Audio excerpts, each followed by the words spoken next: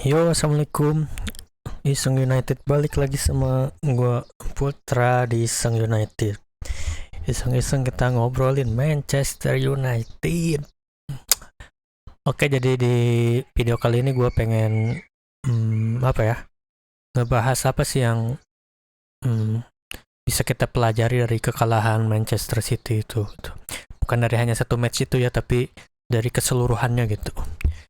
Eh, apa yang apa yang bisa kita tiru gitu dari City.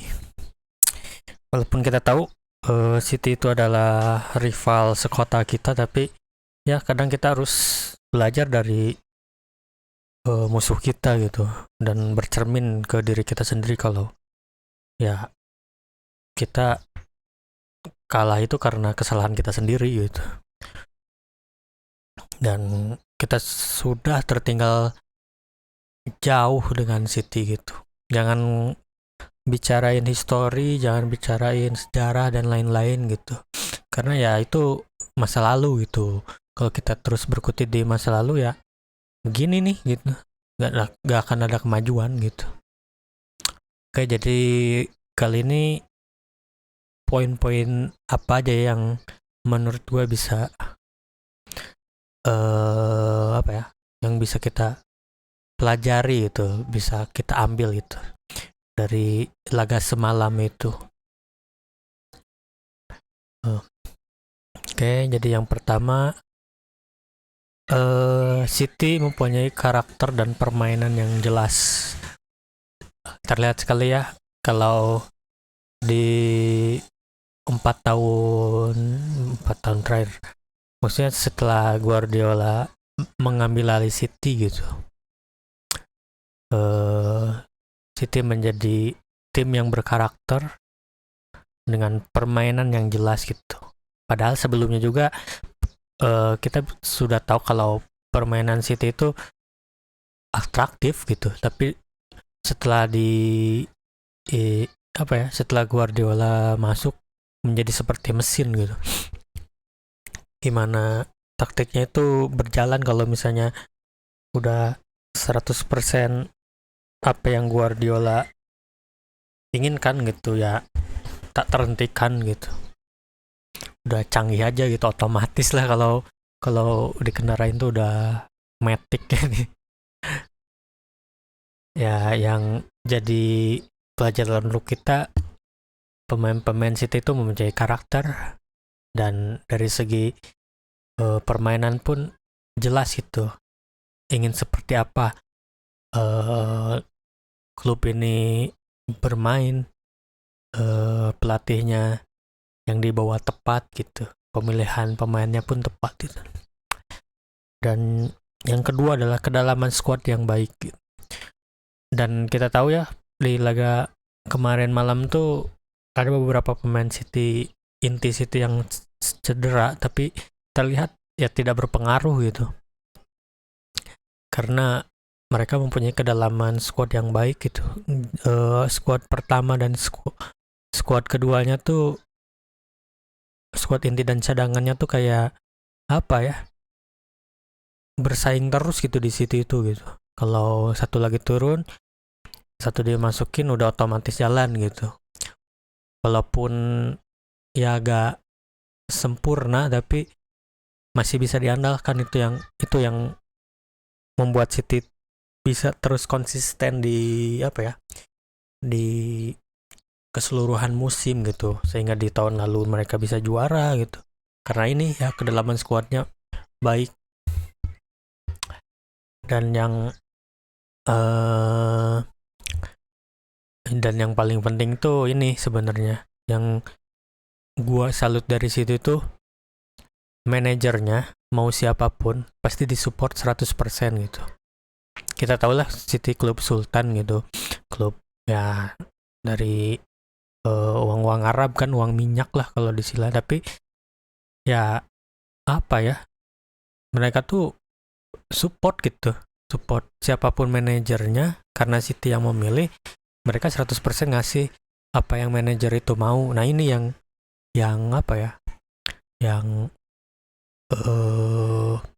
tidak ada di MU itu gitu. Manajer 100% di support, 100% dibela, sehingga manajer pun memiliki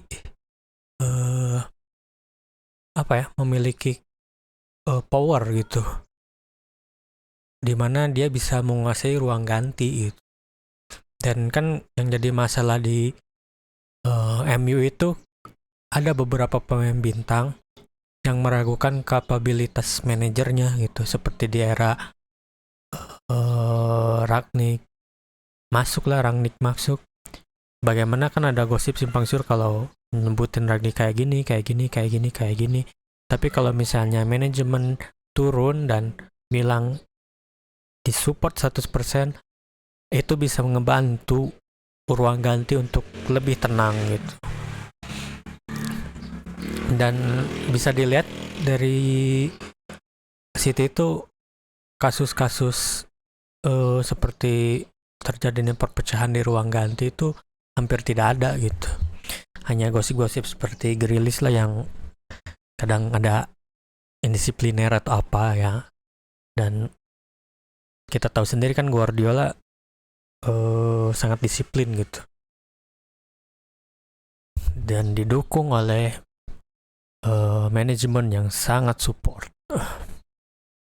Yang keempat ada penerapan filosofi yang baik, tidak hanya di luar lapangan tapi di klub, di klub. Ya, buat gue sih filosofi ini jadi brandingnya klub ini ya gitu. Dan City itu brandingnya kan klub sultan, tetapi mereka terlihat gitu filosofinya, mereka ingin juara, mereka ingin memainkan bola yang atraktif gitu. Dan terlihat gitu tidak hanya di lapangan, tapi klubnya pun memperlihatkan kalau ngotot banget gitu untuk ingin juara tuh gitu. Di tiap tahunnya terus investasi ke pemain-pemain gitu. Kadang kita juga kan sering nggak ngerti, ada yang dibayarnya instan banget gitu, gak pakai nawar, gak pakai apa. Ya nggak ada salahnya sih kalau menurut gua gitu, nggak ada salahnya gitu, karena itu pemain yang diinginkan oleh manajer gitu, bukan berarti City asal-asalan nyomot gitu. Tapi bener-bener manajer butuh ini, diaminin langsung datang gitu. Dan filosofinya tuh dari semenjak City diambil alih oleh Sultan Arab ini, Sultan Arab apa ya, dari pemilik dari Arab ini ya, Arab apa sih, City itu dari Qatar atau mana sih, coba gua lupa lagi gua.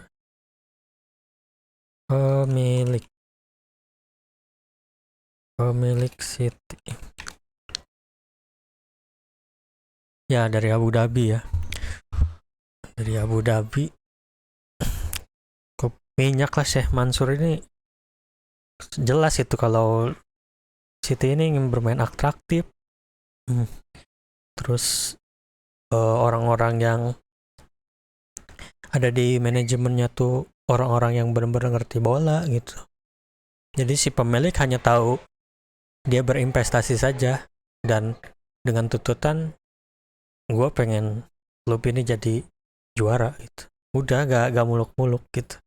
Tapi dengan permainan yang bagus. Nah ini yang bikin gue salut dari pemilik City ini, selain dia royal ya ginilah gitu. Dari pemilihan manajernya pun selalu bermain atraktif kalau menurut gue. Dan yang kelima tuh manajemen klub yang mengerti bola. Nah di City itu kita tahu kan manajemennya tuh mengerti bola, kayak direktur of footballnya itu orang bola juga gitu, pencari bakatnya juga yang terbaik dari mantan dari Barca kan, kepercayaannya Guardiola kalau gak salah waktu dulu. Dan ini yang gak ada di MU tuh gitu. Ini yang gak ada di MU tuh bisa dilihat kalau ya di transfer kemarin kan sangat lelet sekali gitu dalam transfer pemain gitu. Masih ada yang so tau kalau ya ini cukup gitu, ini cukup dengan mendatangkan pemain ini cukup untuk membuat tim kita juara.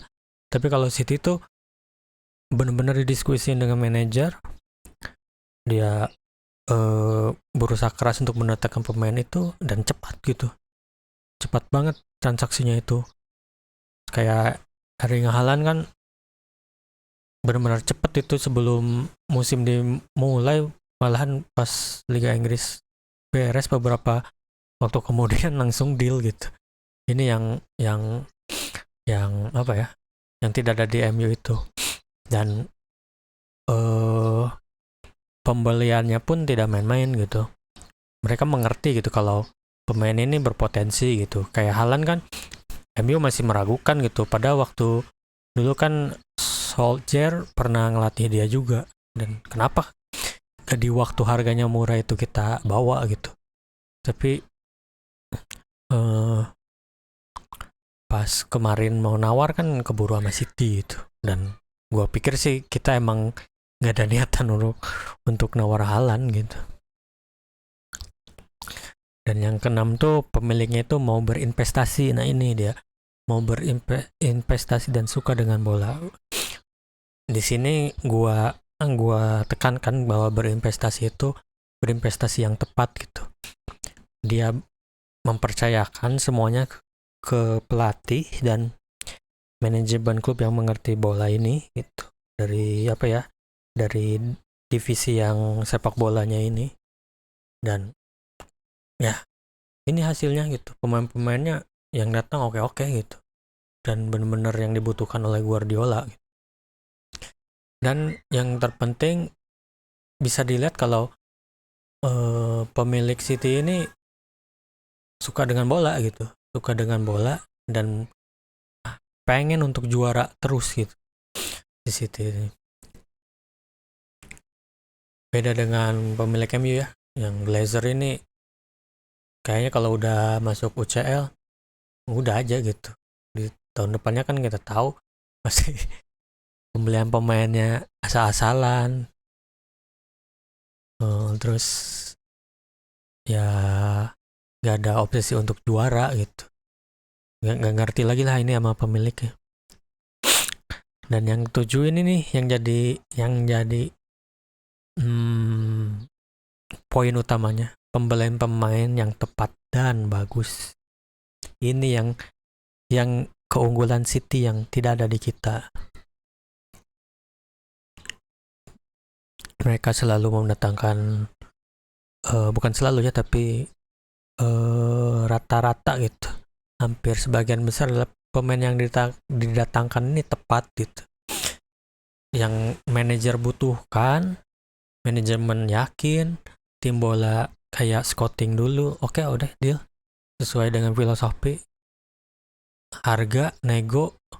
Bahkan mungkin City gak pernah nego ya, kalau di berita-berita langsung deal gitu. Sedangkan MU tuh kocaknya tuh kadang suka rumornya tuh ini nih pemain ini yang tepat gitu. Contohnya kayak De Jong lah gitu. De Jong kemarin kan kita harus ngegelontorin uang segini gitu. Kenapa di pikiran gue kenapa kita harus nawar gitu.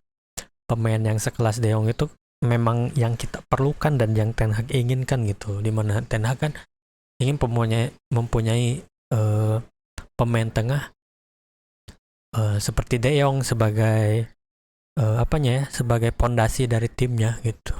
Tetapi kan kita kelamaan sampai berapa bulan, 3 bulan menawar gak jelas, ujung-ujungnya gak dapet juga gitu. Terus di ujung-ujung kita mendatangkan Casemiro. Ini gak buruk sih mendatangkan Casemiro, tapi kayak yang tidak ada gosip, tidak apa-apa, langsung datang gitu. Terasa seperti panic buying untuk meredam protes-protes dari fans Manchester United waktu itu. Dan yang paling kocak itu adalah Anthony. Dimana pas awal musim Anthony itu bisa ditebus dengan harga 50 ya mungkin ada tawar-menawar bisa mahal dikit lah gitu. Tapi dikala Ajax sudah memasang patok harga segini, kita malah malah ngejernya tuh di akhir-akhir dikala pemain itu sudah dipatok dengan harga mahal. Kan kocak itu manajemen gitu. Dan ini yang jadi catatan besar tuh, sebagus apapun pelatihnya, Ten Hag itu menurut gue pelatih yang bagus ya. Berkarakter, dia ingin klub ini mempunyai filosofi permainan yang jelas gitu, dan ingin ruang gantinya itu bekerja secara tim gitu. Tetapi jika pemain yang dia inginkan tidak didatangkan, ya gak bakal maksimal gitu, gak bakal maksimal. Potensinya Ten Hag untuk melatih itu tidak akan maksimal gitu, dan ya kemungkinan akan mentok di sini-sini aja karena secara overall keseluruhan squad MU itu berantakan secara pemain gitu. Kedalaman squadnya kacau gitu. Tidak adanya pemain yang cukup berkualitas gitu. Kayak Fred, Maguire. Mungkin di awal-awal Maguire bagus, tapi kan tahu sendiri gimana gitu. Dan yang kehilangan dari squad MU ini, pemain-pemainnya tidak memiliki karakter gitu. Tidak memiliki karakter. Terkesan ya santai-santai aja. Hanya beberapa pemain yang memiliki karakter yang selalu pengen ngotot, pengen apa. Nah menurut gua di Januari Ten Hag harus disupport. Ten Hag harus disupport untuk mendatangkan pemain baru. Kalau tidak, ya akan cukup sulit sih untuk bisa menembus 4 besar gitu. Untuk bisa menembus 4 besar. Gua masih yakin Ten Hag bisa menembus 4 besar. Tapi maksudnya kalau tidak didukung di Januari, ya kesulitan gitu. Kita masih memerlukan striker baru, memerlukan back sayap kanan yang baru gitu. Dan terutama kan PR ini pemain tengah gitu. Pemain tengah yang sangat berkualitas itu diperlukan sekali gitu di MU sekarang ini. Ya jadi segitu aja sih yang unek-unek gua gitu. Ini loh ya, City itu memang rival kita, tapi sejauh ini ya secara klub sepak bola, ini klub sepak bola banget gitu. Sedangkan MU itu hanya klub bisnis gitu di sekarang ini gitu. Dan ini pukulan untuk manajemen, pukulan untuk pemilik ya. Kita tahu kadang mungkin Glazer juga gak peduli kita kalah dengan City kalau misalnya gak di demo gitu. Dan gua rasa ini waktunya di tahun ini gitu. Glazer itu harus out gitu. Glazer itu harus out, diganti dengan pemilik baru yang mau berinvestasi, yang mau mendengarkan pelatih, yang mau merombak manajemennya menjadi orang-orang yang mengerti sepak bola gitu. Tidak hanya dengan urusan bisnis bla bla bla bla bla. Karena menurut gua ya kalau kita berprestasi, uang akan mengikuti gitu di MU tuh. Sedangkan kita gak bisa terus mengandalkan sejarah atau misalnya di zaman Sir Alex Ferguson seperti ini, bla bla bla, udah beda lah gitu, udah beda zamannya. Kita harus menerapkan filosofi klub yang dulu diselaraskan dengan perkembangan zaman yang sekarang gitu. Dan bila filosofi dan manajemen ini diperbaiki secara total gitu, sudah sembuh semuanya, gue yakin MU siapapun pelatihnya akan terus bersaing di papan atas gitu. Asalkan keseluruhan penyakitnya ini, yang 7 ini bisa kita tiru gitu dari City. Ya segitu aja menurut gua, pendapat gua mengenai apa yang bisa kita pelajari di City. Dan kekalahan yang berat, tapi banyak pelajaran yang bisa kita dapat gitu. Semoga di laga selanjutnya kita bisa meraih hal yang positif dan terus bisa konsisten lah. Yuk, assalamualaikum, jaga kesehatan semuanya. Yo.